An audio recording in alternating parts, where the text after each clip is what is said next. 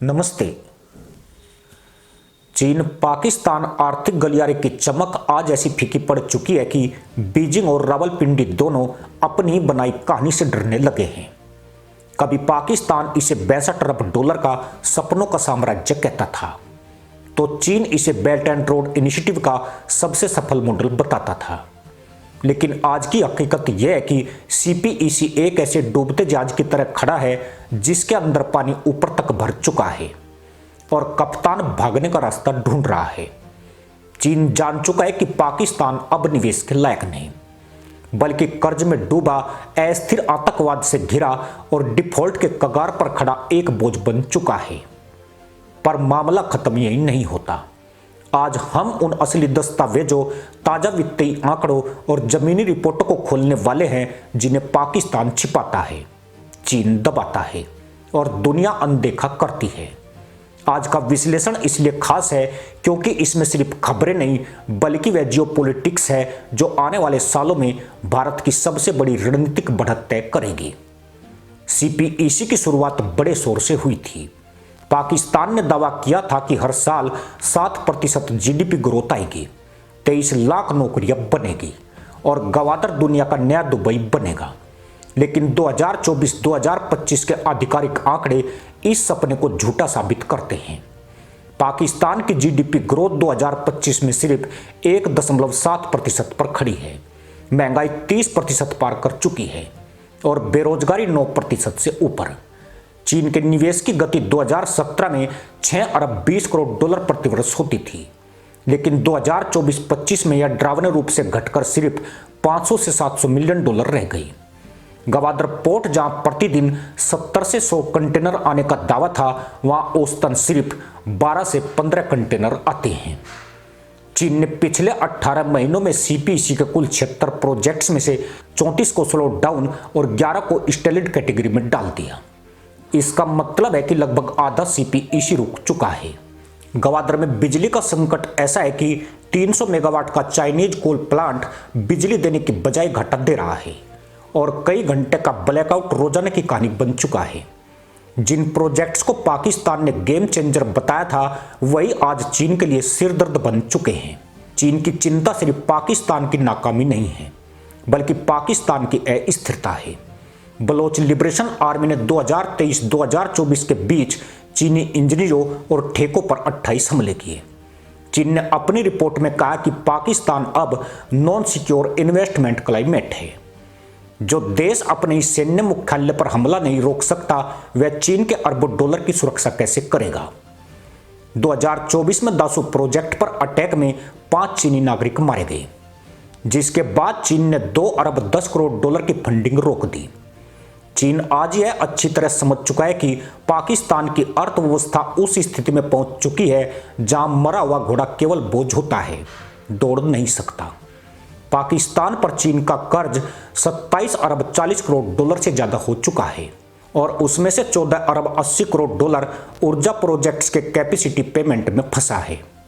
पाकिस्तान हर महीने 340 million dollar सिर्फ ब्याज में चीन को दे रहा है, जबकि बिजली उत्पादन का 43% हिस्सा चीनी कंपनियों की शर्तों में बंधा है। पाकिस्तान के पास न भुगतान करने की ताकत बची है, न फंडिंग पाने की प्रतिष्ठा। यही कारण है कि चीन ने पिछले 4 महीनों में 3 बड़ी नई फंडिंग परियोजनाओं को ठंडे बस्ते में डाल दिया।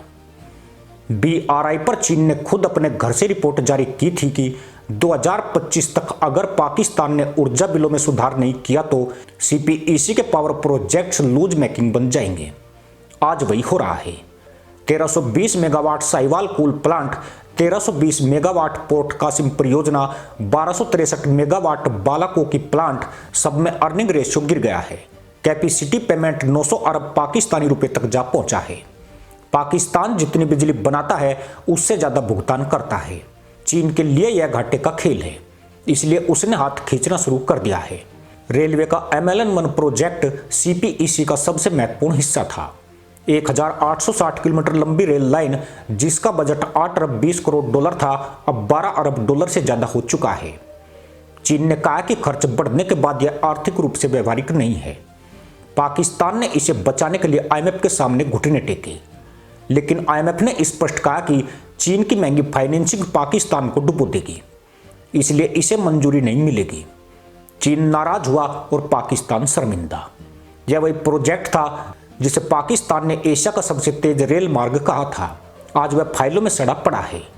गवादर एयरपोर्ट, जिसे एशिया का सबसे बड़ा बताया जा रहा था, उसके अंदर अभी तक प्रॉपर फ्यूल सिस्टम नहीं है। कंस्ट्रक्शन डिलेज 11 बार रिपोर्ट हुए। गवादर सिटी अभी भी ड्रिंकिंग वाटर क्राइसिस से जूझ रहा है। जिस शहर को चीन ने मॉडल शहर बनाने का दावा किया था, वहां आज भी 70% पानी टैंकर माफिया के जरिए आता है। शहर में सिर्फ 13% सड़कें ऑपरेशनल है। पाकिस्तान में आम लोगों के लिए CPEC किसी वरदान की जगह अभिशाप बन गया। बिजली महंगी हुई, कर्ज बढ़ा, बेरोजगारी बढ़ी और प्रोजेक्ट बंद हुए। जो सड़कें बनी हुई भी कुछ साल में टूटने लगी, क्योंकि भ्रष्टाचार का स्तर इतना था कि क्वालिटी चेक नाम की कोई चीज नहीं। पाकिस्तान की संसद में आधिकारिक बयान आया कि CPC के 28% प्रोजेक्ट्स में भ्रष्टाचार के सबूत मिले हैं। चीन के अधिकारियों ने कहा कि $4 अरब गलत इस्तेमाल हुआ। चीन को यह भी डर है कि पाकिस्तान का राजनीतिक सिस्टम स्थिर नहीं है। इमरान खान जेल में है, शहबाज शरीफ सत्ता में, सेना अंदरूनी टकराव में, बलूचिस्तान में बगावत, KP में असंतोष, पंजाब में राजनीतिक ध्रुवीकरण। ऐसा देश चीन के लिए निवेश का मैदान नहीं बल्कि ज्वालामुखी है। चीन समझ गया कि अगर पाकिस्तान अगले 2 साल में डिफॉल्ट कर गया तो CPC के सभी ऊर्जा समझौते डूब जाएंगे। इसलिए उसने अपनी पूरी रणनीति बदल दी। पहले बड़े प्रोजेक्ट, अब सिर्फ छोटे मरम्मत टाइप काम। पहले $60 अरब का वादा, अब केवल $300 से $400 मिलियन की सिंबॉलिक फंडिंग। चीन पीछे हट रहा है, पर पाकिस्तान के पास आगे बढ़ने का कोई रास्ता नहीं। चीन के पीछे हटने का एक और बड़ा कारण है, और वो कारण है भारत। भारत की अर्थव्यवस्था 2025 में $4 ट्रिलियन के पार जा रही है, जबकि पाकिस्तान $340 बिलियन के आसपास अटका है। भारत यूएई व्यापार $85 अरब, भारत सऊदी $52 अरब, भारत US $190 अरब, भारत इजराइल रक्षा तकनीक तेजी से बढ़ रही है। चीन देख रहा है कि भारत स्थिर, शक्तिशाली और तेजी से बढ़ता बाजार है, पाकिस्तान नहीं। चीन के लिए भारत आर्थिक लाभ का दरवाजा है। पाकिस्तान सिर्फ सैन्य रणनीति का पाउंड था, जिसकी अब कीमत नहीं बची। चीन जान चुका है कि CPEC सिर्फ पाकिस्तान के लिए नहीं बल्कि चीन के लिए भी अब खतरा है, क्योंकि इसमें फंसे अरबों डॉलर वापस आने की कोई उम्मीद नहीं। इसलिए बीजिंग ने एक नया शब्द इस्तेमाल किया, रिस्क बेस्ड इन्वेस्टमेंट स्लोडाउन। इसका मतलब साफ है, चीन अब CPC को आगे बढ़ाने के मूड में नहीं। पाकिस्तान आज जिस संकट में है वह CPC का परिणाम भी है और सबक भी। जब आप कर्ज लेकर देश चलाते हैं, जब आप निवेश को विकास समझ लेते हैं, जब आप सुरक्षा को बुलेट प्रूफ मान लेते हैं, जब आप अपनी संप्रभुता को प्रोजेक्ट समझ लेते हैं, तब CPEC जैसी गलती होती है, जो देश को आगे ले जाने की बजाय पीछे धकेल देती है। CPEC की असली विफलता एक लाइन में समझी जा सकती है, चीन के लिए पाकिस्तान भरोसेमंद नहीं और पाकिस्तान के लिए चीन दानदाता नहीं। दोनों ने एक दूसरे को इस्तेमाल किया और आज दोनों ही परिणाम से असंतुष्ट हैं। पाकिस्तान का दावा था कि CPEC ने उसे एशिया का टाइगर बना देना है, लेकिन इस प्रोजेक्ट ने पाकिस्तान की असलियत दुनिया के सामने खोल दी। एक ऐसा देश जो न सुरक्षा दे सकता है, न पारदर्शिता, और न आर्थिक स्थिरता, और न राजनीतिक विश्वसनीयता। एक ऐसा देश जो हर बार किसी और की जेब खोजता है और हर बार बदहाल होकर पीछे लौट आता है। भारत के लिए CPEC का खत्म होना एक रणनीतिक जीत है।